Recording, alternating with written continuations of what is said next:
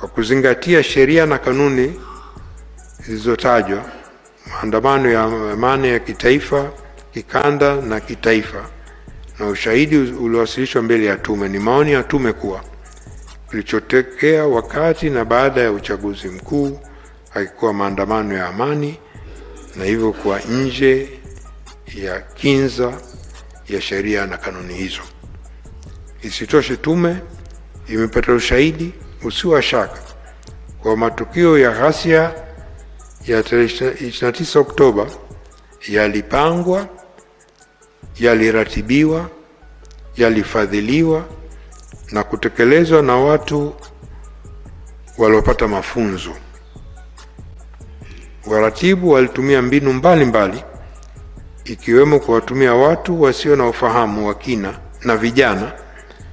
waliokata tamaa, huku wakihakikisha kwa vitendo vya ghasia vinafanyika kwa wakati mmoja kufika maeneo tofauti ili kuwachanganya na kutawanya jeshi la polisi. Mheshimiwa Rais, taarifa na ushahidi unathibitisha kuwa watu waliokuwa wakizunguka katika maeneo mbalimbali kama vile mitaani, vyuoni, kwenye masoko na stendi za mabasi wakishawishi na kuwaandikisha watu mbalimbali kushiriki katika ghasia za wakati na baada ya uchaguzi mkuu. Vyuoni, kwenye masoko na stendi za mabasi wakishawishi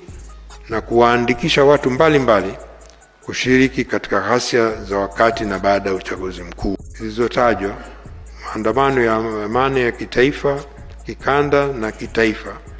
na ushahidi uliowasilishwa mbele ya tume, ni maoni ya tume kuwa kilichotokea wakati na baada ya uchaguzi mkuu haikuwa maandamano ya amani na hivyo kuwa nje ya kinza ya sheria na kanuni hizo. Isitoshe, tume imepata ushahidi usio wa shaka kwa matukio ya ghasia ya 29 Oktoba yalipangwa, yaliratibiwa, yalifadhiliwa na kutekelezwa na watu waliopata mafunzo. Waratibu walitumia mbinu mbalimbali ikiwemo kuwatumia watu wasio na ufahamu wa kina na vijana waliokata tamaa, huku wakihakikisha kwa vitendo vya ghasia vinafanyika kwa wakati mmoja kufika maeneo tofauti ili kuwachanganya na kutawanya jeshi la polisi. Mheshimiwa Rais, taarifa na ushahidi unathibitisha kuwa watu waliokuwa wakizunguka katika maeneo mbalimbali kama vile mitaani, vyuoni, kwenye masoko na stendi za mabasi wakishawishi na kuwaandikisha watu mbalimbali kushiriki katika ghasia za wakati na baada ya uchaguzi mkuu.